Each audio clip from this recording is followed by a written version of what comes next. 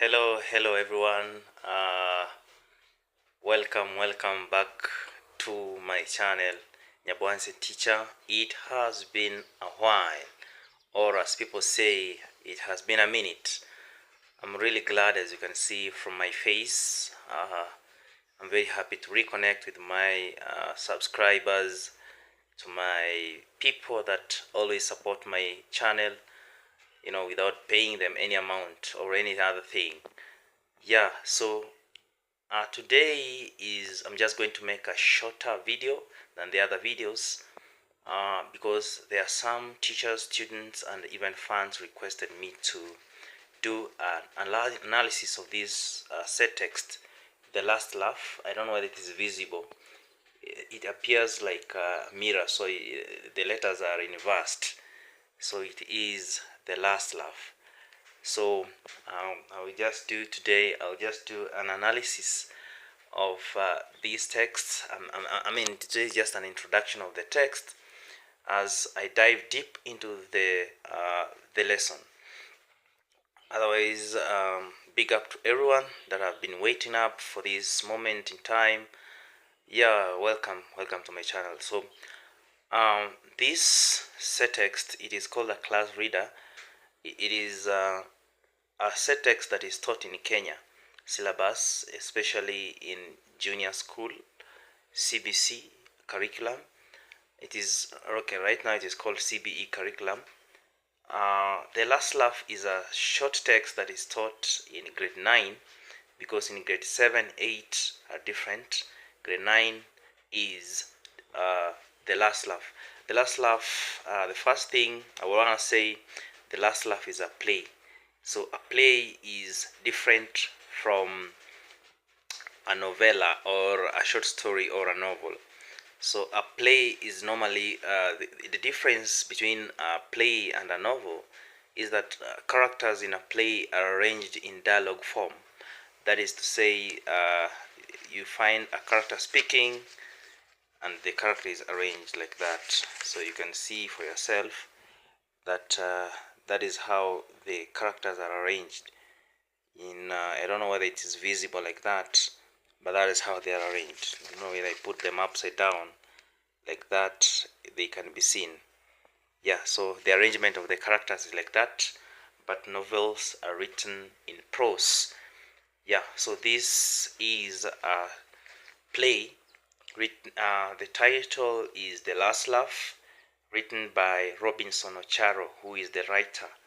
So as usual, the introduction of a text like this, we begin by the title. By the title, I mean, we start with the we normally in literature we start with form and then we move to content. So the form, if you look at the page, the whatever, if you look at the cover, you can see there is somebody that is looking at shadows. So the last laugh. So I normally use this phrase to my students. I say that one who laughs last laughs best. So in the text, the title is symbolic because if you, assuming that you have not read the text, we believe that there is somebody in the text that is going to laugh last. So we're going to see the text is normally the last laugh is talking about class conflicts. So you're going to see the people of the high class, if they're the ones that are going to have the last laugh, or the ones of the low class or the poor people in the society, if they're the ones that are going to have the last laugh. So if you look at the cover, we see somebody in suit is looking at shadows. Maybe we interpret it differently. Maybe he's looking at he's even afraid of himself, what he has become, maybe, or he's being haunted by his shadows. You're going to see the text. If we check the blurb of the text, the blurb is normally giving a review of the text or the summary of the text. The blurb usually tells us what the text is about in summary, and also encourages us. The blurb encourages us to read the text because you can be bored. Maybe that you feel that the text is not related to you, it's not relevant to your life or yourself. So the blurb will help us to understand the text.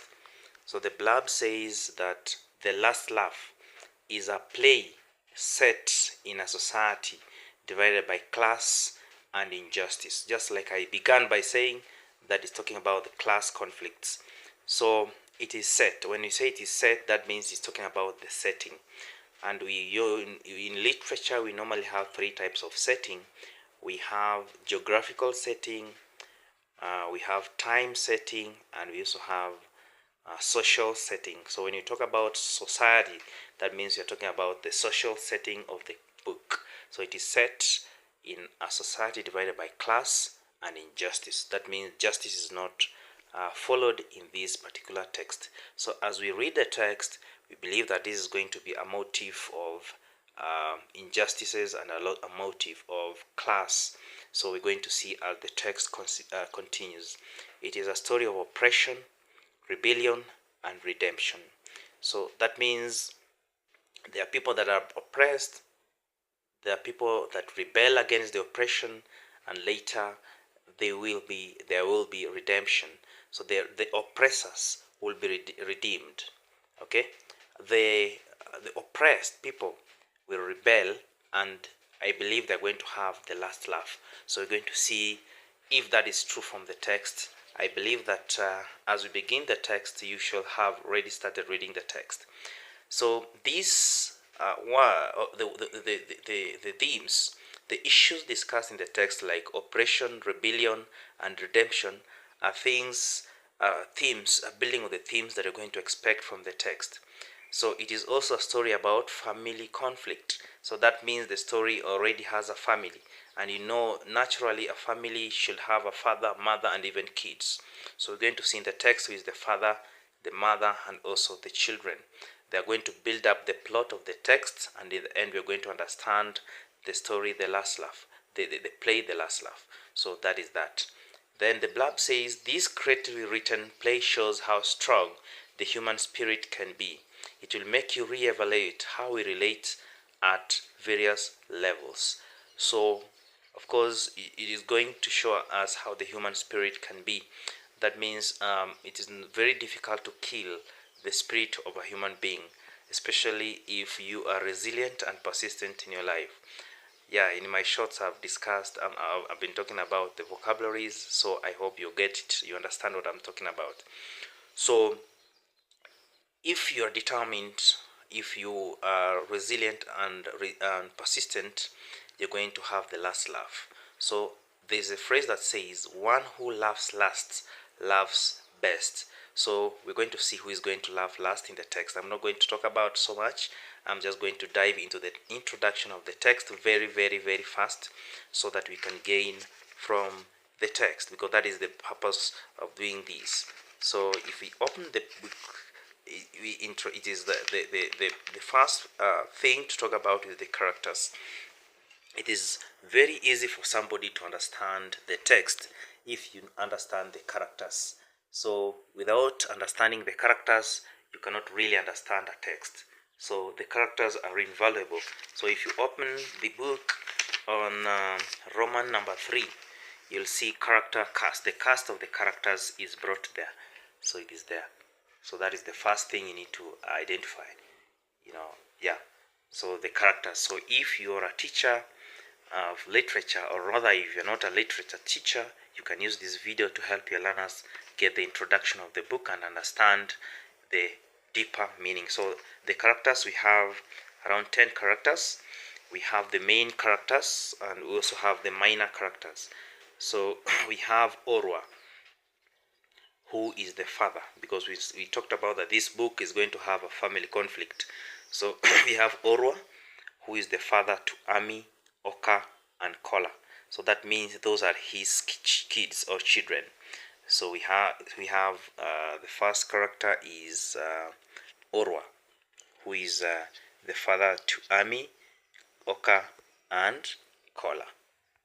So you can see the characters here. We have Orwa, who is the father to Ami, Oka, and Kola. Just like I said, that these are his kids. So those are the characters. And then we have Tai, Tai is Orwa's wife. That means automatically she's going to be the mother to Ami, Oka, and Kola. So we are introducing the family because we talked about the family conflict. So the family is being introduced like that. So you have to understand the characters. So we have Ami is Orwa's elder son. We have Oka, Orwa's younger son, and we also have Kola. It's not supposed to be Kolia, it is Kola, Kolla, who is Orwa's daughter. So Ami is the eldest, Oka is the younger son, and then Kola is Orwa's daughter. Yeah, so the children are there. So we also have another character who is the doctor. The doctor is Orwa's nephew. So I hope you know the meaning of nephew. Nephew can be a son to your brother or your sister. Niece is a daughter of your brother or your sister. So the doctor is Orwa's nephew. I believe that is going to get some benefits because it's his nephew. And then we have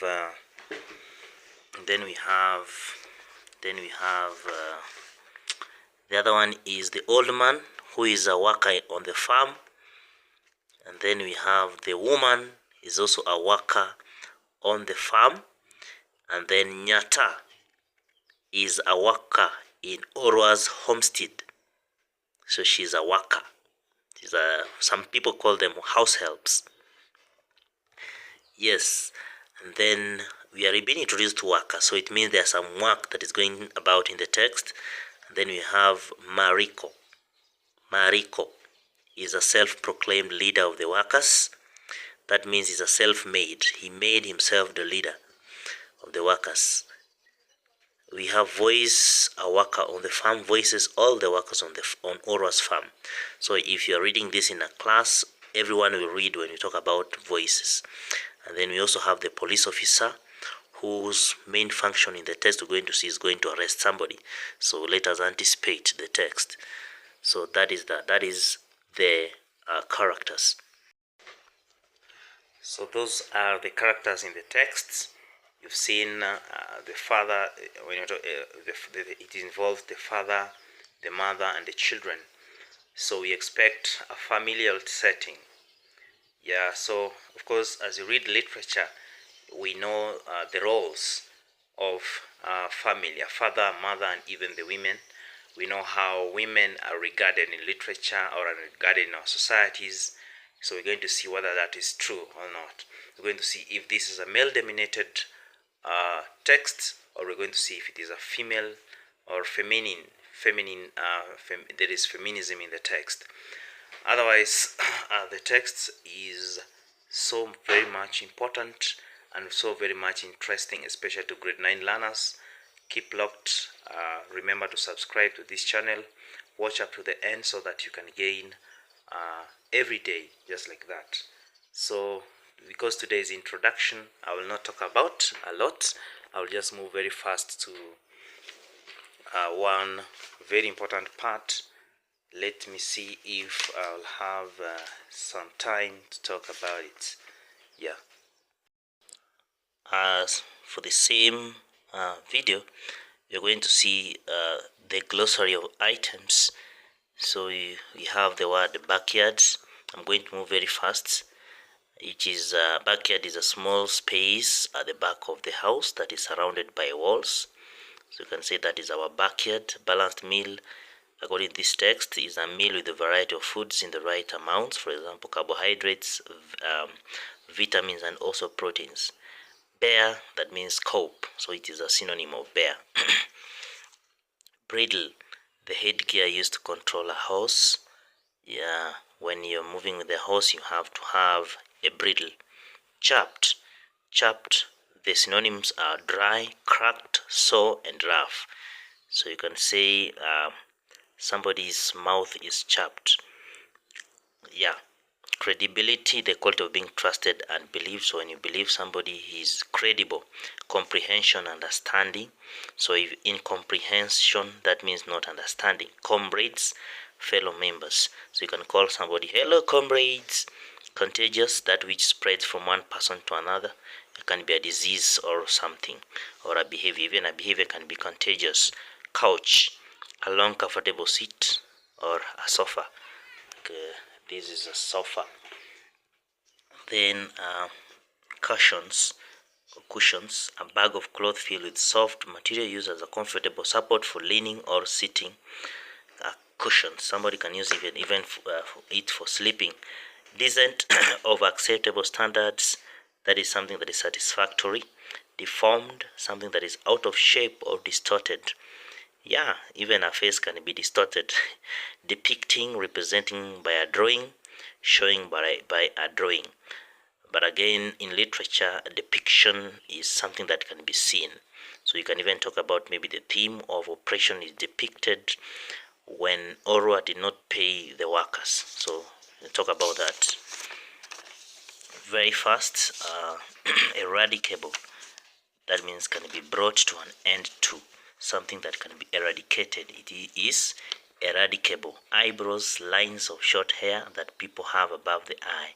So everyone has eyebrows. And then faults are mistakes. So the synonym of faults is mistakes. Fit for the dustbin, something that is not important. That is something that can be thrown away. Flower vessels, containers used for holding cut flowers or for decoration. For heaven's sake, this is an expression showing that one is frustrated, annoyed, or impatient. For heaven's sake, what are you doing? Or what are you saying? For heaven's sake. So you express yourself that when you are frustrated by somebody or something. Frowning, wrinkling of a person's forehead to show displeasure. That means you're not happy. You frown. You wear a face that shows frowning. Gaze. A gaze is a steady and intense look. You can have a gaze at somebody that is passing. Gog and Magog. This is an expression used to refer to powerful, oppressive individuals, especially the politicians in our society, or people that are rich, that oppress the people that are weak in the society. Gog and Magog. It is a very funny expression. Yeah, that the bourgeois in the society. Grievances, complaints of unfair treatment. So you can have grievance against maybe poor grievance. You can have grievances for poor pay, or grievances. You can have grievances because of maybe you fed poor diet by something or administration. Grip is a firm hold, tight grasp. You grip using your hand. You can have a grip. Somebody can greet you and you can say, oh my God, you have a tight grip. So that is a firm hold, a tight grasp. Growers, people who grow particular types of crops. So they are growers. For example, you can say crop growers or maize growers or tobacco growers. Illusion, that is false or unreal. Something that is not real is an illusion. Yeah, you can see an angel passing by and maybe that is just an illusion, something that is not real. Impatient, that is lacking patience. Easily irritated, somebody that is not tolerant. Yeah, implements, tools used for particular purposes. Indifferently unconcerned. Okay, yeah, so just like that. I think okay, the next we have let me see if these are so many. I can finish them. Let me move very fast. Initiative, the ability to do something. So you can have an initiative to do something. Leisure, free time for enjoyment, especially after work. Lesser evil, the least immoral in a situation of two immoral situations. So somebody thinks that his evil is lesser than other person's evil. Liquor is an alcoholic drink. Living room, a room in a house that is used for entertaining guests, reading, talking, or watching television. Some people call it sitting room. logs, big parts of a tree that are cut off. Yeah. And malnutrition, lack of proper nutrition, that means you're malnourished. Lack of proper nutrition caused by not having enough food to eat or not eating enough of the right foods. That means just say lack of proper nutrition is malnutrition. Mediocrity, state of average quality, not very good state. So that is a state of mediocrity. It is a noun. Monkeying around, that simply means behaving in a silly and annoying way. You know how monkeys usually behave. So if you find somebody behaving in a silly way, you tell him or her, stop monkeying around. Morsel, a small piece or amount of food, a mouthful, something very small. And then mystical, it is power or understanding that is not ordinary. Something that is not ordinary is mystical. Notify, tell somebody that something, or tell somebody something officially. When you're writing a memo, for example, you can write by saying, I wish to notify you for doing something. And then oppression, that is prolonged cruel or unfair treatment or use of authority. So that is oppression. Move very fast.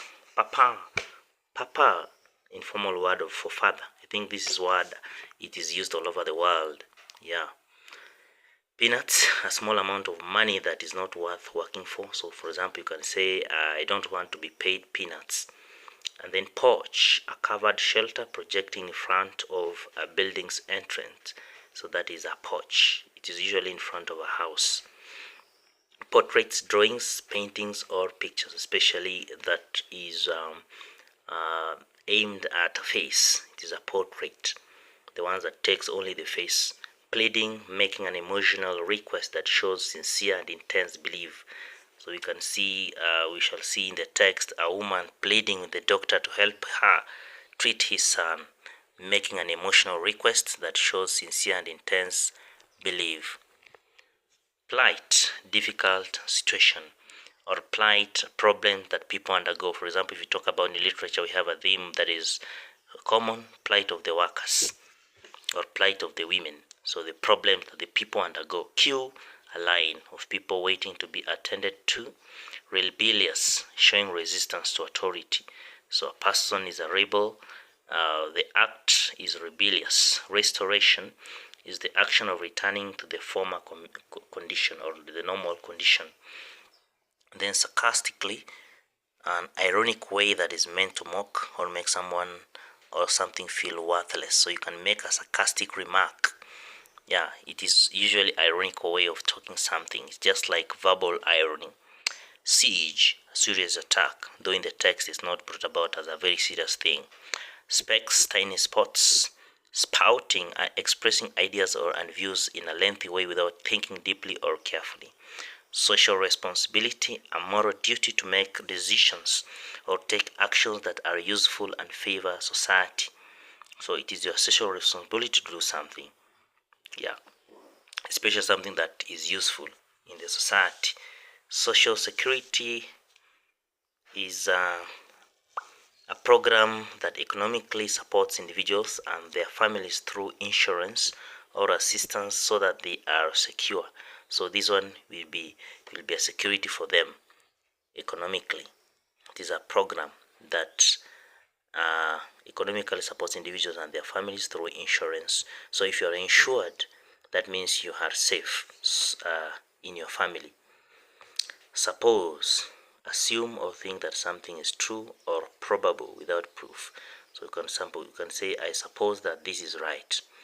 Take the veil off your eyes. When somebody says that, I think this is an idiomatic expression that means you need to see the reality. Remove the speck or the veil of your eyes and see the reality. The veil of ignorance, the position or state of lack of knowledge, that means the veil of ignorance. Ignorance is normally lack of knowledge. So when you say the veil of ignorance, that means the position or state of lack of knowledge. Thoughts.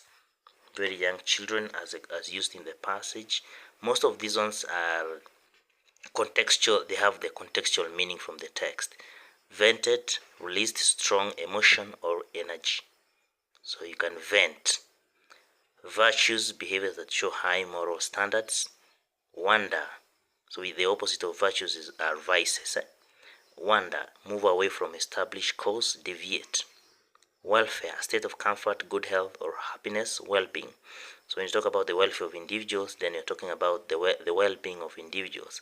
And lastly, wrath, extreme anger. Thank you very much for listening.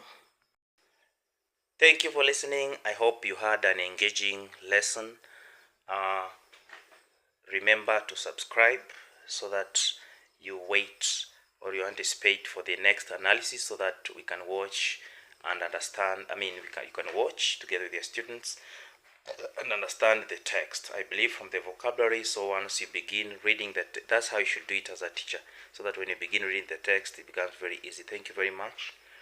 Remember to support Nyabohanse Teacher by subscribing, commenting about the text, if it is very easy or it is very hard or enjoyable or what you want me to do. You can suggest what you need me to do, and then next lesson we're going to talk about the deep analysis of the text. Today was just an introduction. I hope you had an engaging lesson. Let's meet next lesson. Thank you for watching. Remember always to hit the notification bell so that every time I share my videos, you'll be the first person to know. Anyway, thank you for listening. Thank you for watching. Big up to all my fans, to all my returning subscribers. Thank you very much. The new ones that have joined, keep locked. Thank you very much. Bless up.